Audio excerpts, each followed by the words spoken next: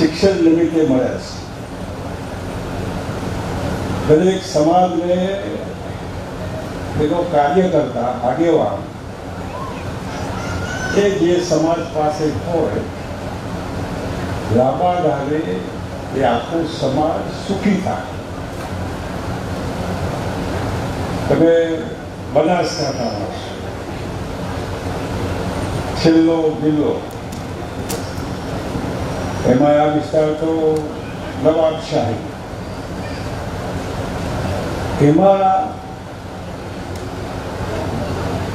આગેવાન જે અહીં સંસ્થાના આગેવાનો વિચારશો કે આપણે આવું કરવું, ડામરાજી કાંજીજીને વિચારશો કે આપણે ગાંધીનગરમાં કરવું, સમાજના કાર્યકર્તા વિચાર,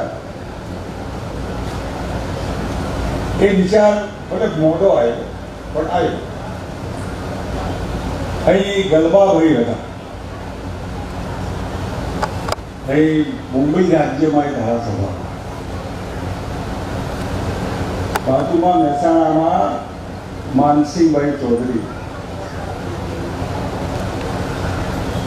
આણંદમાં પહેલી અમૂલ ડેરી, પૂર્ય દલે ત્રિભુવનભાઈ પટેલ. જો ગલબાભાઈને વિચાર આવ્યો તો આપણને કેમ વિચાર નહીં આવ્યો પડે? આપણે બી આવી ડેરી કરીએ. માનસિંહભાઈને વિચાર આવ્યો કે શાળામાં, ત્યાં કેમ કોઈને વિચાર નહીં આવ્યો? ગુજરાતમાં લગભગ રજવાડા તો 224-25 જેટલા રજવાડા હતા આના મોટા.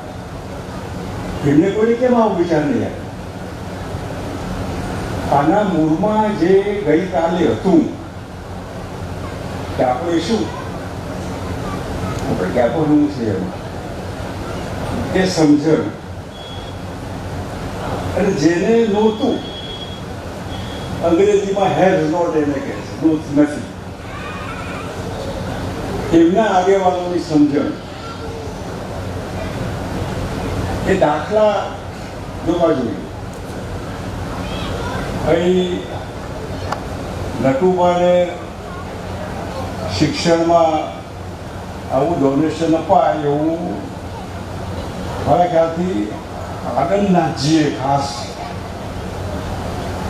એમને હરિદ્વાર આવ્યા ત્યારે વાત કરી. મેં તો ખાલી બધા એકડા ભેગા કરવાનું કીધેલું, 1 કરોડ અને 11 લાખ વાળા એકડા એ એક રાજકારણમાં તો વારસામાં હોય છે. ગુલાબસિંહને વારસામાં મળ્યું, પણ સંન્યાસ વારસામાં મળે એવું ખરું? ગોકર્ણનાથજીને સંન્યાસ વારસામાં મળે. રાજકારણમાં તો થોડું આડું અવરું હાલે, પણ ભગવા કપડા પહેર્યા પછી બહુ કાઠું પડતું હશે. એટલે એ સમાજમાં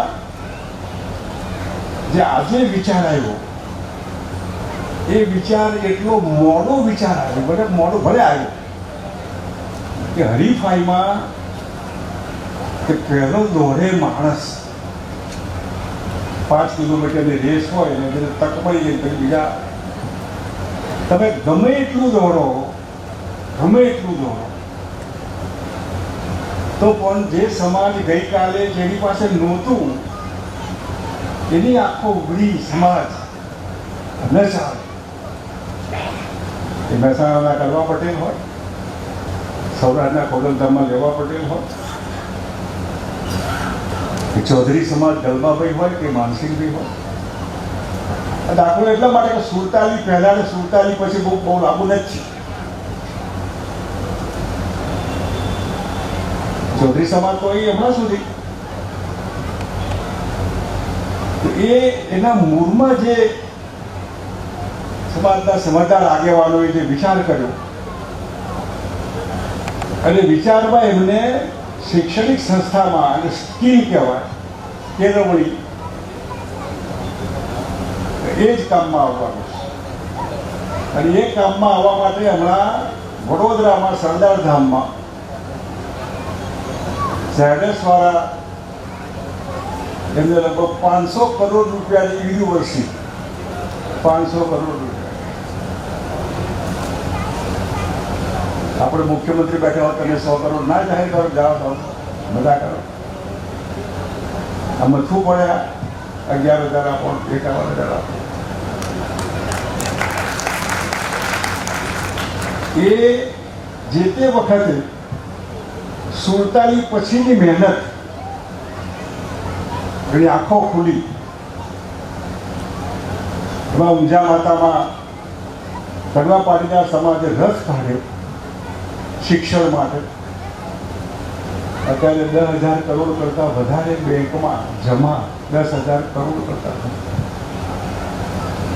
હરીફાઈ કરો, ઓછો કરો, અને એ પૈસા સમાજમાં આવનાર પેઢીને તૈયાર કરો.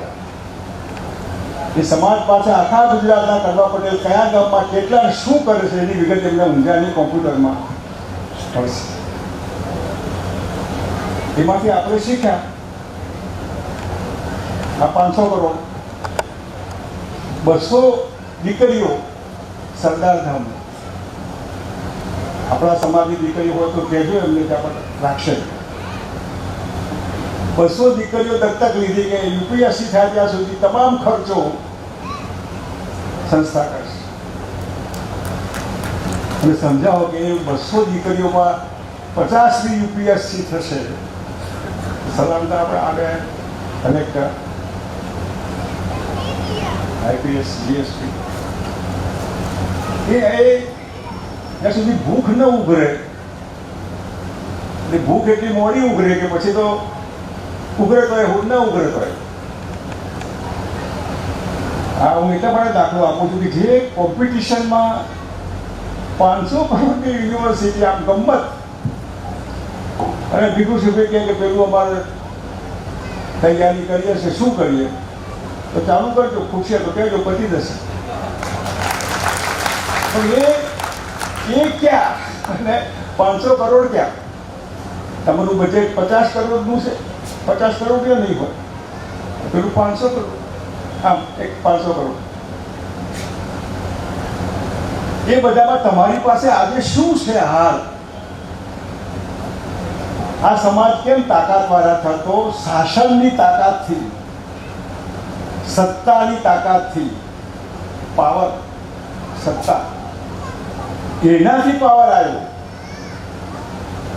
અહીં જે પાવર હતો કાળામાં, હમણાં તરવાર, એ પાવર જતો રહેવા છે. જે પાવર હતો, તાકાત, એ ગઈ. હવે તમારો ઉપયોગ ક્યાં છે? કઈ લડાઈમાં, કયા યુદ્ધમાં તમને મોકલવાના છે?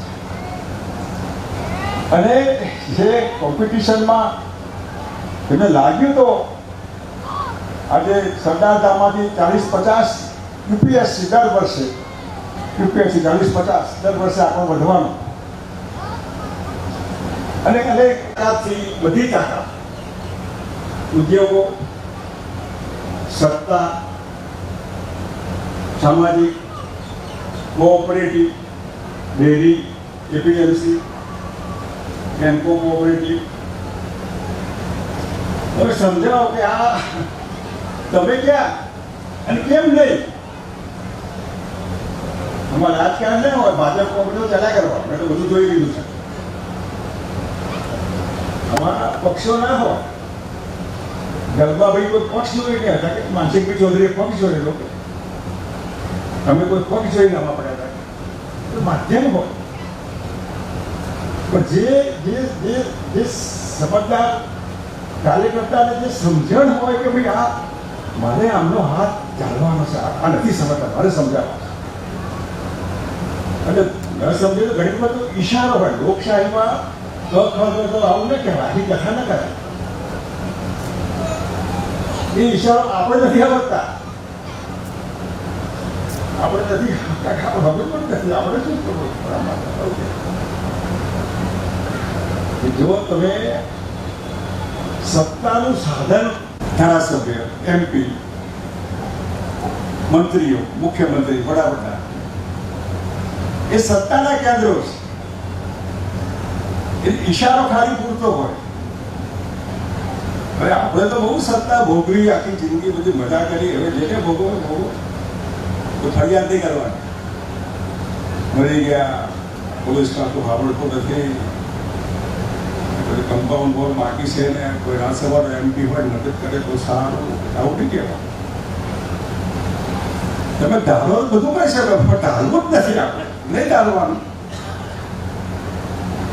અને મારે શું બાકી રહી ગયું પણ સમજાવો તમે મુખ્યમંત્રી મેં કીધું કે આપણે બેઠા હોય તો મારે બેઠવું છે ના, બેઠાનો કરંટ કેટલો હતો? ખાલી ગમતમાં બેઠા એક વર્ષ મજાકમાં, એનો કરંટ ખાલી રાધનપુર નહોતું, આખા ગુજરાતમાં બધે. એ કરંટ કોઈ એક સમાજ માટે નહીં, એ સમાજ આખો સમાજ એક કરંટમાં, પણ બીજો સમાજ એનાથી દુઃખી એવું નહીં. આપણો કોમવાદ ક્યારે